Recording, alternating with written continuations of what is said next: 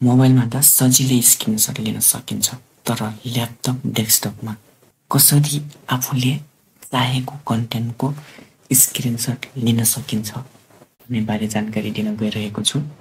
साथीहरु भिडियोलाई हेर्दै गर्नुहोला।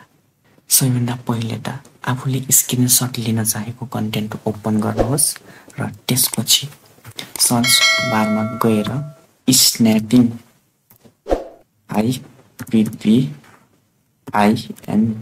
स्न्यापिङ सर्च गरिसकेपछि स्न्यापिङ टुल्स आउनेछ र त्यसलाई ओपन गर्नुहोस्।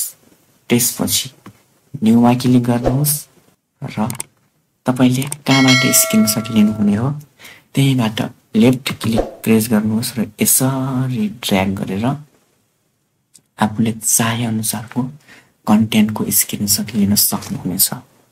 हैन, स्क्रिनशट लिने बेला बिग्रियो भनेपछि फेरि सर्च बारमा गएर स्न्यापिङ टुल्स ओपन गर्नु परेन, सिधै न्यूमा क्लिक गर्ने। त्यसपछि आफूले चाहे अनुसारको यसरी स्क्रिनशट लिन सकियो। यो त रह्यो म्यानुअली।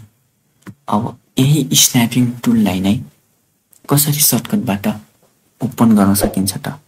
प्रेस गर्नुहोस् win plus shift plus S र आफूले चाहे अनुसार कहाँबाट स्क्रिनशट लिनुपर्ने हो त्यहीबाट लेफ्ट क्लिक गरेर ड्र्याग गर्न सक्नुहुनेछ। यसरी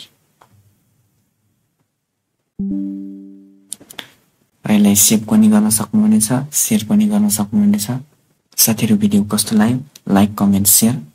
यदि च्यानलमा नयाँ हुनुहुन्छ भने च्यानललाई सब्स्क्राइब गर्न नभुल्नुहोला। धन्यवाद।